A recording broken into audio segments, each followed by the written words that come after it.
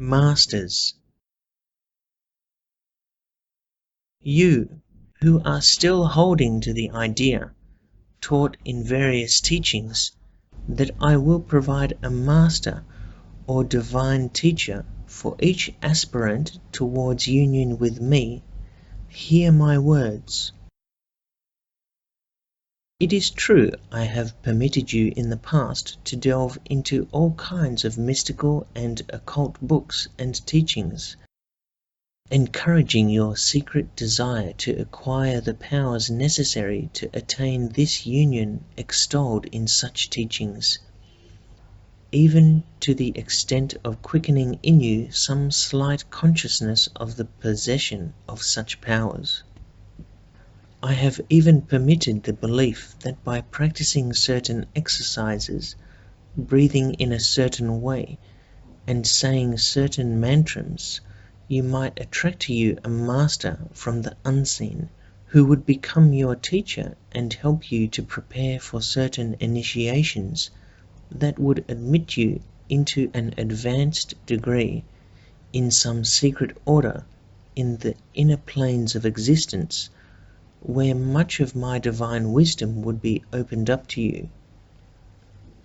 I have not only permitted these things, but if you can see it, it was I who led you to these books, inspired in you such desire, and caused such belief to find lodgment in your mind, but not for the purpose you imagine. Yes, I have brought you through all these teachings, desires, and beliefs, trying to point out to your human mind the forces I use to bring into expression my divine idea. I have portrayed these forces as heavenly hierarchies, and that your human intellect might the better comprehend, I pictured them as angels or divine beings, impersonal agents or executors of my will, engaged in the process of bringing into expression my idea that was in the beginning. But you did not understand. Your human intellect, enamored of the possibility of meeting and communicating with one of these beings, as claimed in some of the teachings, proceeded at once to personalize them and began to long for their appearance in your life, imagining that they are interested in your human affairs, and that by living in accordance with certain rules set down in certain teachings, you could propitiate them so they would help you to gain nirvana or immortality. Now, I have purposely permitted you to indulge yourself with such delusions, letting you long and pray and strive earnestly to obey all the instructions given, even leading you on, sometimes by giving you glimpses in self-induced visions and dreams of ideal beings, which I permitted you to believe were such masters. I may even have caused to open in you certain faculties which make it possible for you to sense the presence of personalities that have passed into the spirit side of life, and who have been attracted by your desires and seek to fulfill the part of master and guide to you. Now the time has come for you to know that such beings are not masters. Also, that divine beings do not call themselves masters, that I, and I alone, your own real self, am the only master for you now, and until you are able to know me also in your brother. That any being, either in human or spirit form, that presents himself to your consciousness and claims to be a master, or who permits you to call him master, is nothing more nor less than a personality, the same as yours, and therefore is not divine, as your human mind understands that term, despite the many wonderful truths he may utter and the marvelous things he may do.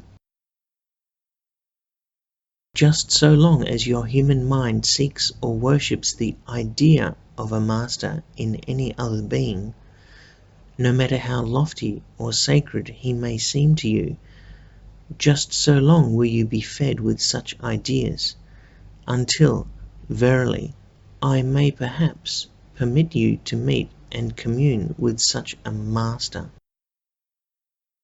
If that privilege is vouchsafed to you, it will be only in order to hasten your awakening and your consequent disillusionment, when you will learn that master is indeed but a personality, even though far more advanced in awakening than you, but still a personality, and not the divine one your innermost soul is yearning for you to know. For I feed you with every idea that will operate to teach you the reality back of the seeming, and if I lead you on to apparent deception and loss of faith in all human teachings, and in all human and even divine perfection, it is only to enable you the more clearly to distinguish between the substance and the shadow, and to prepare you for that far higher ideal I am waiting to picture to you. You can rise in your human personality only to the ideal your human mind is capable of conceiving. Through desire I cause my will to manifest in you, and through desire I perform many wondrous works. If you doubt this, you need only to apply the key. To think of a master is to create one. This idea of a master, by your thinking, becomes what you desire and imagine a master to be. In other words, by your thinking you build around this idea all the qualities you imagine a master possesses. Your human mind, through desire, through aspiration, through worship, must needs create these qualities in some imaginary being, who is still a personality, for you cannot as yet conceive of an impersonal being. Therefore, according to the intensity of your desire and thinking, must this idea sooner or later come into actual manifestation, either by attracting to you such a personality in the flesh, or one enticed in the realm of visions and dreams. As your human mind is constituted, it at certain times thinks it needs a master, one to whom it can turn with its human trials and problems for explanation and advice, thinking life's problems can be settled that way. If I draw to you one who fails you, or deceives you and throws you back finally upon me, your own self, discouraged, disillusioned, and humiliated, it is only that perhaps then you will be ready to turn to me within, and will listen to my voice, which all these years has been speaking to you, but to which your proud and egoistic mind has not deigned to listen.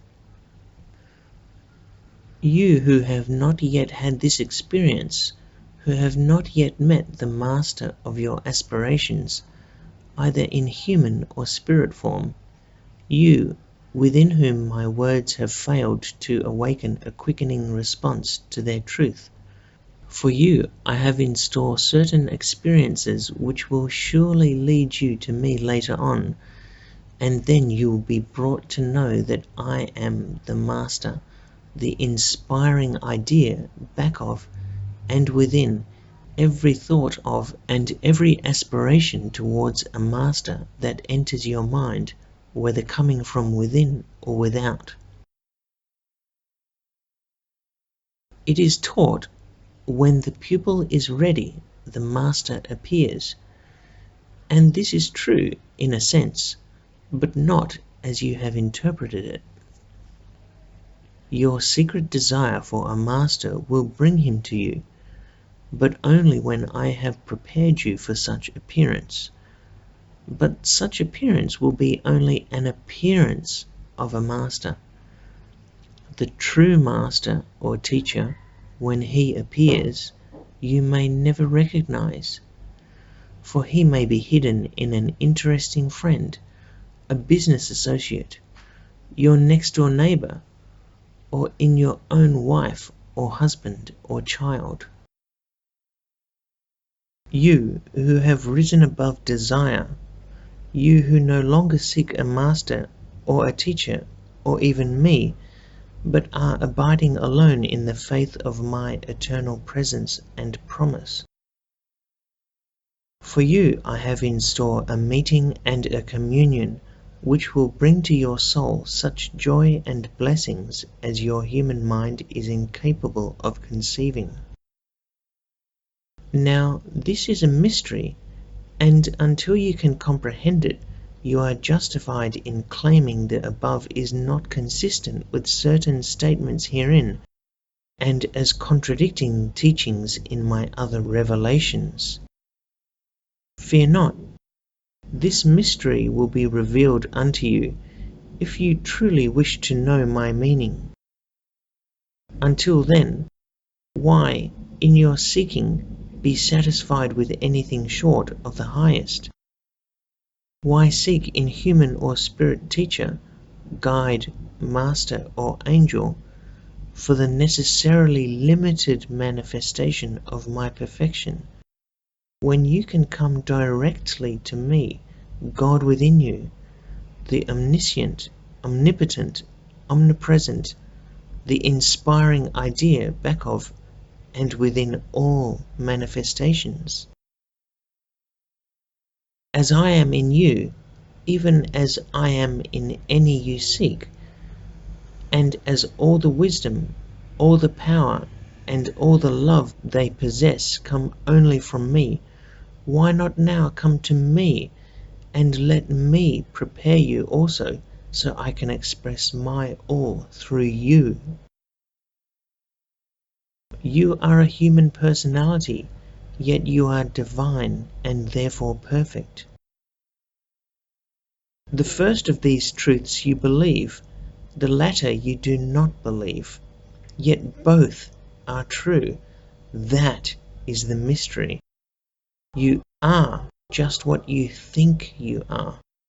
One or the other. Which are you? Or both? You are one with me. I am in you, in your human personality, in your body, mind, and intellect. I am in every cell of your body, in every attribute of your mind, in every faculty of your intellect. I am the soul, the active principle of each. You are in me. You are a cell of my body. You are an attribute of my mind. You are a faculty of my intellect. You are a part of me. Yet you are I, myself. We are one and always have been. This idea of a master I brought to your mind's attention was only to lead you to and prepare you for this idea of me, your impersonal self, an angel of light, a radiation of my being, your own divine Lord and Master within. Yes, I, your divine self, am the master your soul has caused you to seek, and when you do find me and know I am yourself, then will you in your human consciousness gladly become my disciple, will lovingly wait upon me, and will be concerned only that you faithfully serve me, both within yourself and within your fellow men.